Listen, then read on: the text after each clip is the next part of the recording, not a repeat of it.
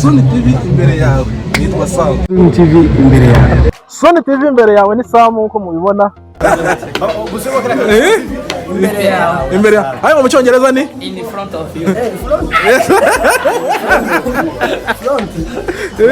front of you. Yego. Okay. Rumaga. Rwanda ruzira umwaga. Namahoro. Haje yitwa nde? Sony TV. Sony. Yako uziki Sony. Ndakana nishaka ili box. Sony tagira nimero bandikira. Sony TV imbere yawe. Sony TV imbere yawe. Sony TV imbere yawe yari Sam amara Imana bane nawe.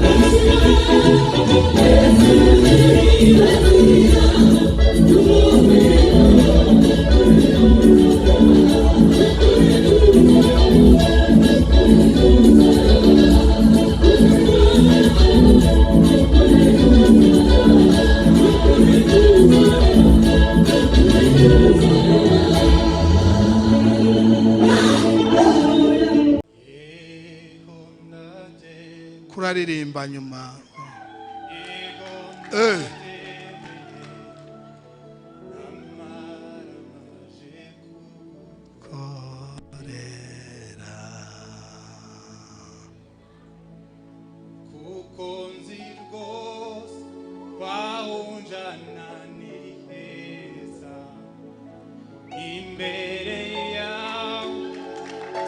Amahoro menshi ntabwo bamfite umwijima wo mwisi namara maje kubukorera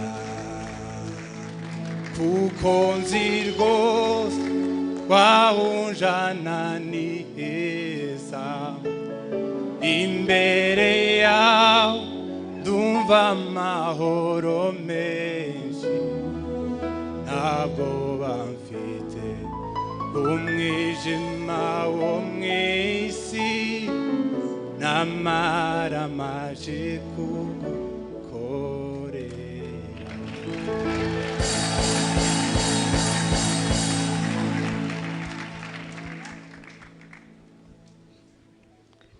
Aha. Abishoje ega byiza. Karibu mama twumve Grace nawe nimba muri Amerika ba muri gisubizo birahita byuzuzanya.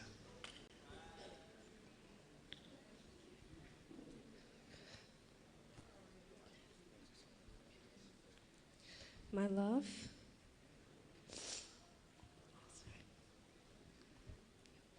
today is a day like no other. It is a day we prayed for a very long time. As we enter this new chapter of our lives, I vow to love you and stay with you through it all, no matter the situation.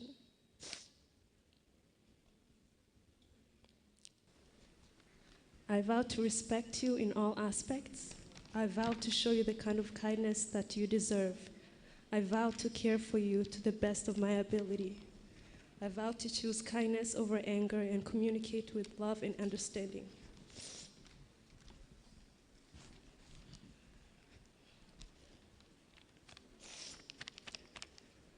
I pray that God gives us wisdom to do what's best in this marriage. Throughout this marriage, may we always remember the vows we will vow to each other, the vow to love one another, for better, for worse, for richer, for poor, the vow to be separated only by death. I pray to God to bless our home, children, and our future plans. So, my love, let us put God in the center of this marriage.